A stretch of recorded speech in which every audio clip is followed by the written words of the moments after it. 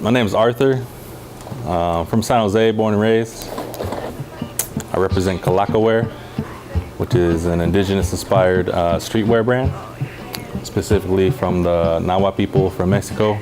The actual logo is a skull, but it has human eyes, and it represents the life and death. I was really into hip hop as a teenager growing up in San Jose. As soon as I graduated high school, I came across Zulu Nation. I think the most that I got out of that is like a sense of family, and definitely a love for the culture as a whole, and a love for learning. What inspired me out of that was the possibility of me finding out, the culture from Mexico, specifically indigenous culture. Because, here I was a teenager in San Jose, identified as Mexican American, maybe even Latino. And then I just started to ask myself, what else? What else is there? I wanted to learn more about where my family's from. And eventually, when I went to college for graphic design stuff, I decided to just make a t-shirt design for a class project. Kind of sparked my interest in creating shirts and the possibility of using these indigenous inspired designs from our culture and seeing where we could go with it. This is one of our first snapbacks. Kind of a big deal for me because, I kind of just took a jump and I wanted to push myself and just, make something other than a shirt.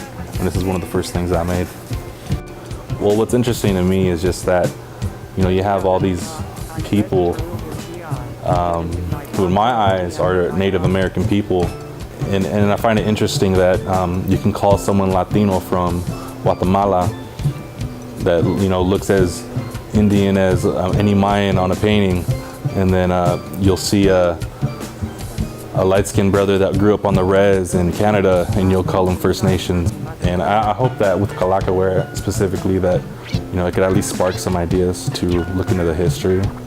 We're all related, and if you go to any native circle up here, it's very evident that we're all related, and they'll call you brother and sister. And I think it's just time for us to kind of wake up and at least honor that part of our heritage. The future of Calaka Wear, I would love to see it grow more into a platform for artists. This is a collab with Mixtape, Tenochtitlan. The story behind this design is the homie Mixtape, he said, he goes to the east side of every town that he visits, and he always sees our people, and he just says it's always like being in the east side of Mexico City. A lot of the stuff that we do goes into helping out our circles. So, in Native ways, there's a teaching where you take care of your circles first, yourself, your family, your community, your neighborhood, however you want to say it, and then your outer community.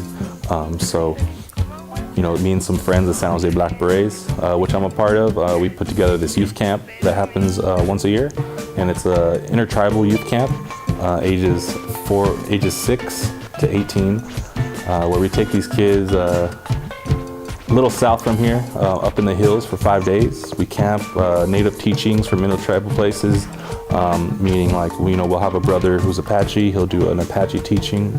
Another brother who's Ohlone, he'll do an Ohlone teaching. We have storytellers that come through.